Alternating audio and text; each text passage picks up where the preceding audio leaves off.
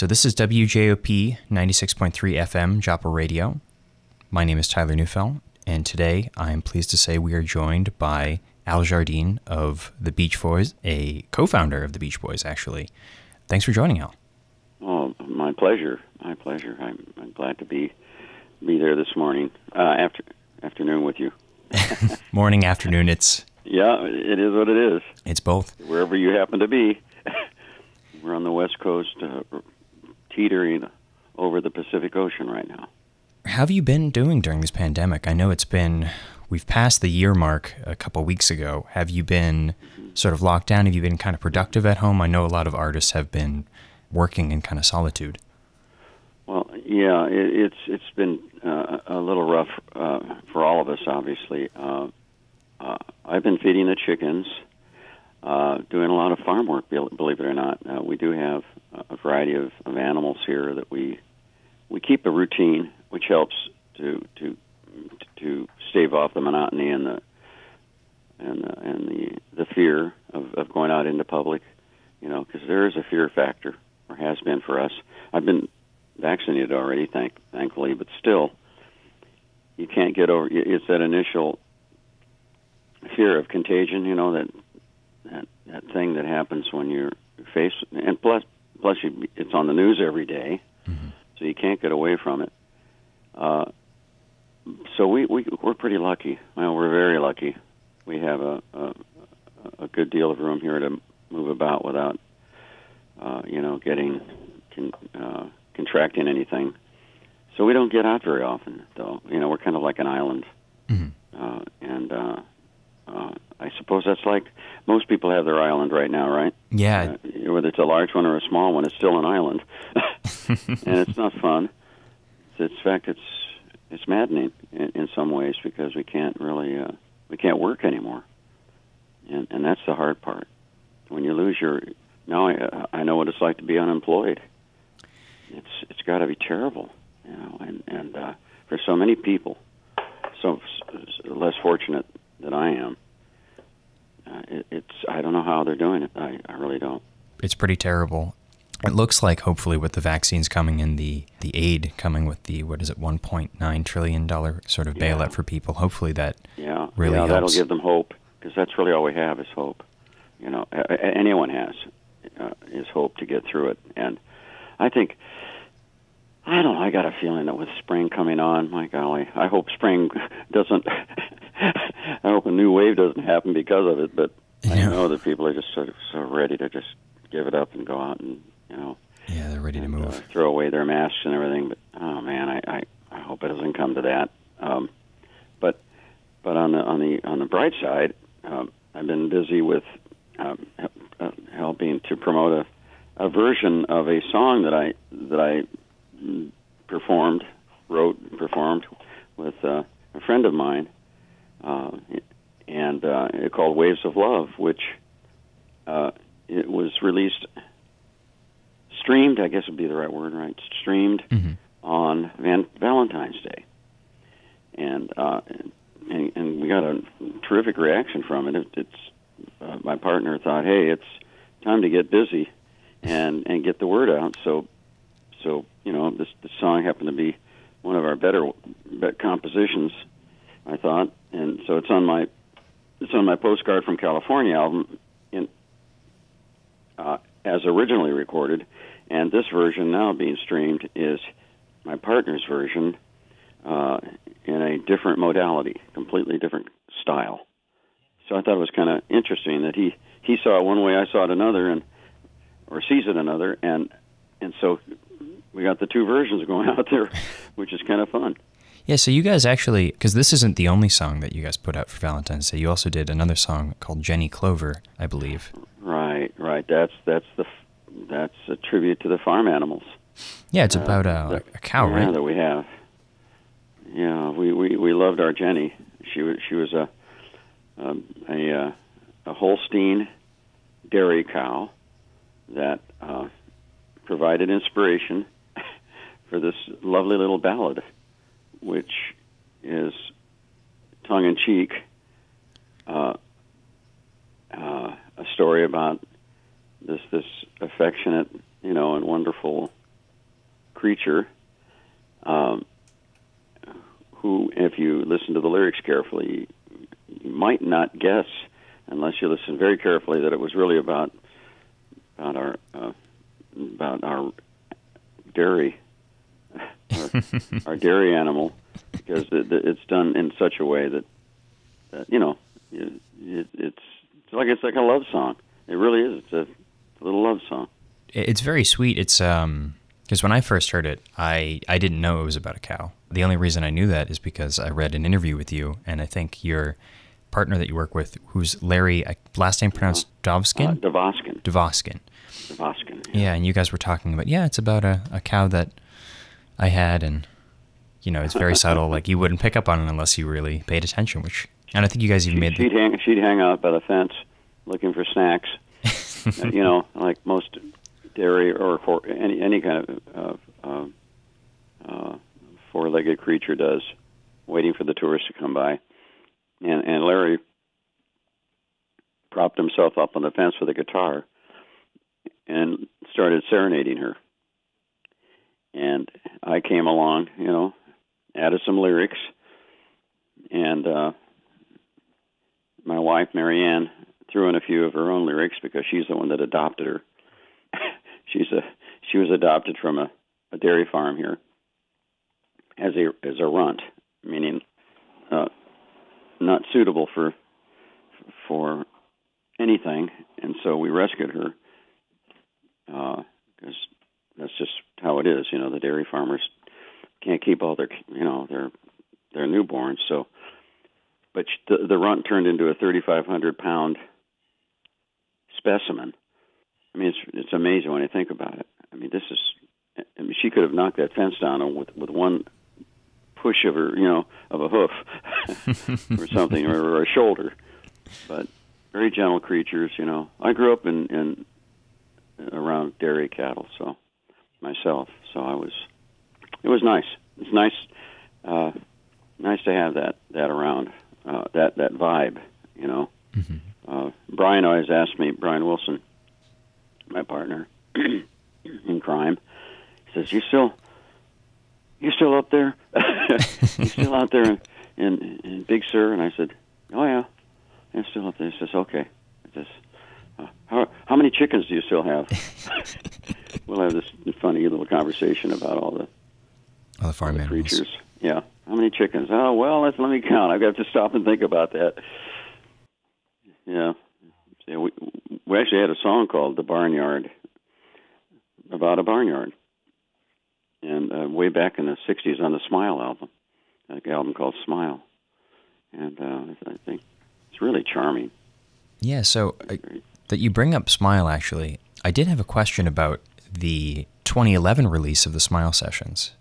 What was the motivation to finally put out the Smile Sessions after so many years? Because you guys did Smile. Are you talking about Brian's version or the Beach Boys version? Well, that's part of the thing, because I know Brian put out a version in 2004, and you guys also did Smiley Smile back. Oh, was it 4? Yeah, I've forgotten. Yeah, I guess it was just time to stitch it all together. I mean, there's so many neat little components to it that the management side of the Beach Boys kind of took over. Well, Brian set the example. Let's put it that way, of course. Mm-hmm. And he and Van Dyke actually created a third part of it that wasn't on the original, that didn't appear. Well, that hadn't been written yet, really. Mm-hmm. And so, I guess Capitol must have responded. I really don't really know, but it makes sense. And came up with our fragments. I would have called it fragments. It would have been, I think, fragments of a smile or something. But it's pretty cool. I believe a lot of the unfinished stuff is on there. Yeah, I mean, to my sort of untrained ear, I thought it sounded pretty complete. But the more I hear about it, and the more I, read and hear interviews with you guys keep saying no, it is fragmented. Oh yeah. We had so many versions of so many. It's like a work tape, really, when you think about it. We did finish Surf's Up, and a few of the others. that one on 2020. Actually, one of them appeared on 2020, our last Capitol album, as a throwaway, which was one of the best tracks in Always Smile, I think. Which one was that? That was searching for the title in my brain. Who Ran the Iron Horse? Oh, A Cavanescence. Oh, I love Cavanescence. That's a monster piece of music.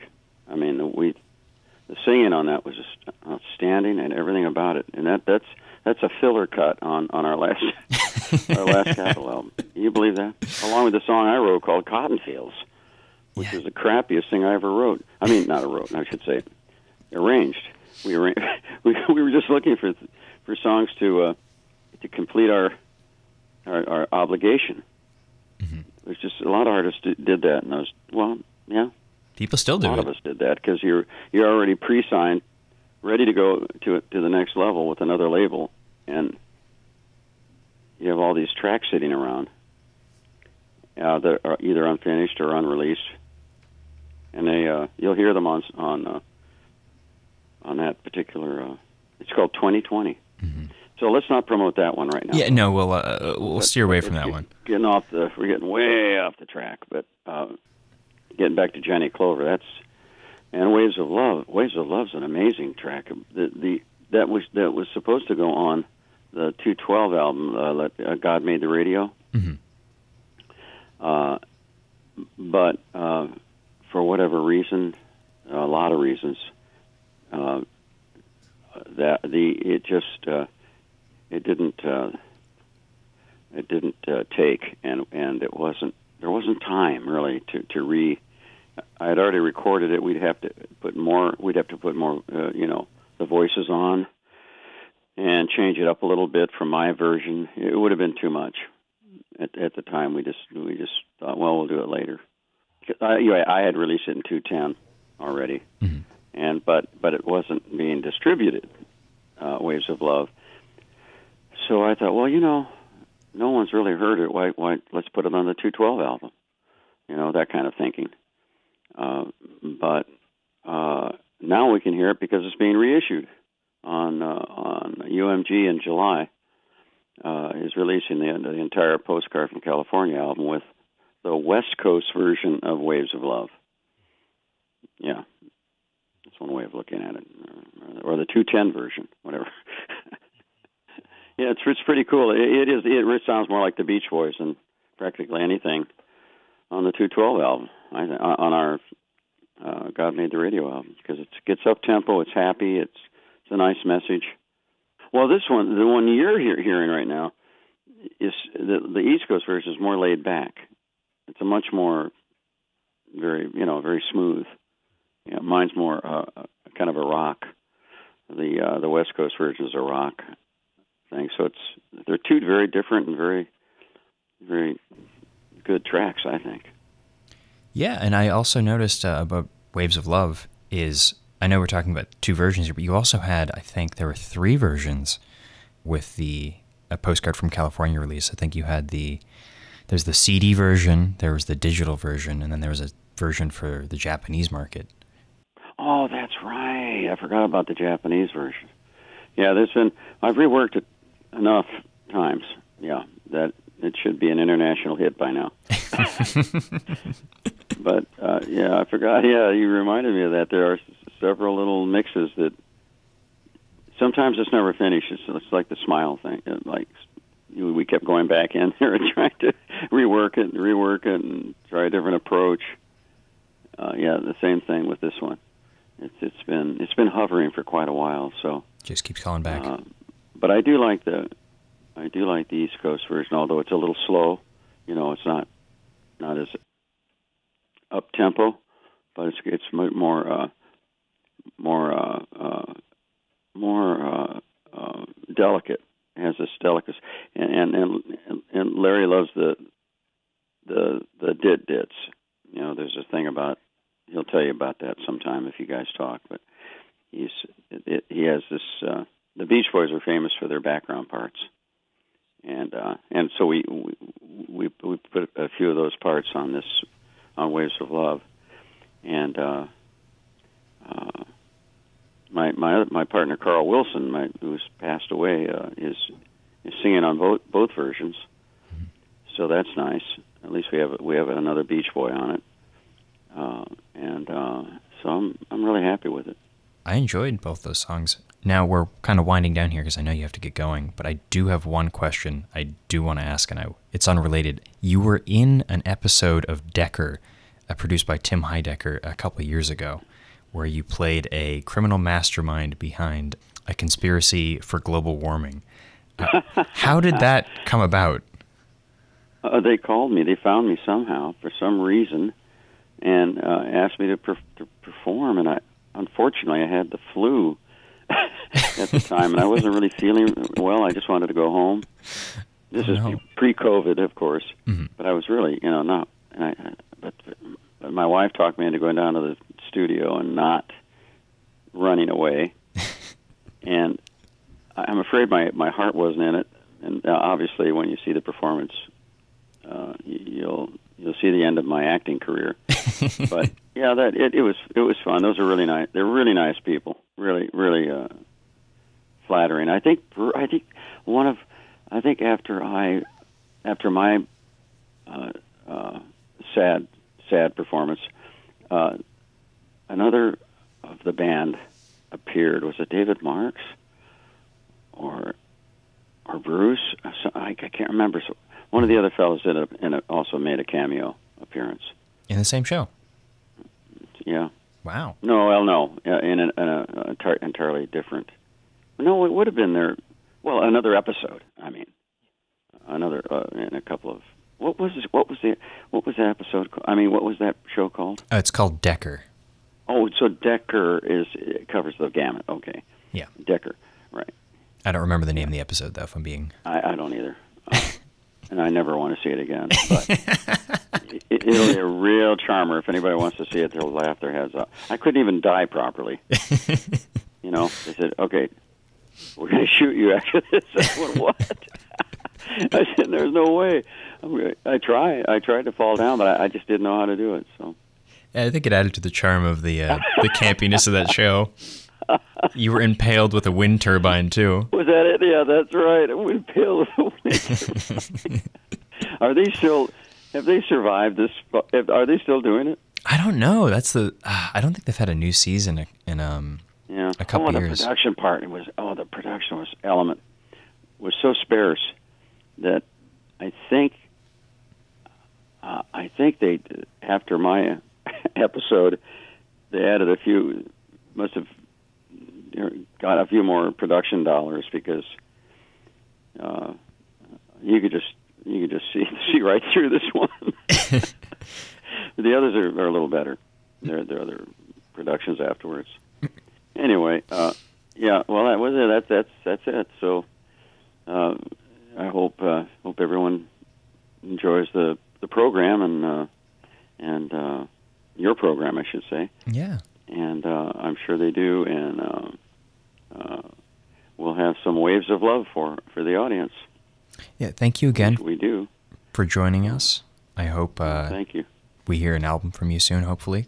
Well, I wanted to put outtakes. I wanted to put different tracks and maybe a few other songs on, but the artwork started to be a problem. So we just thought that we'd just do a 10-year anniversary re-release on postcard because it never got distributed really en masse, So that at least it's coming out on all forms of digital and all forms of what's the term? Platforms. Yeah, and so at least it's available to everyone now. Mm-hmm. And then yes, I will finish. I do have a lot of other things I'd like to finish. So we'll keep you in the loop. Yeah, sounds good. Send us the tracks when they're all ready. I'm sure Larry will be happy to do that for you. Sounds great. Yeah. We'll keep you informed. All right. Well, I know you have to go, but thank you so much for joining us today. You're very welcome. It's been a pleasure. Take care. Bye now.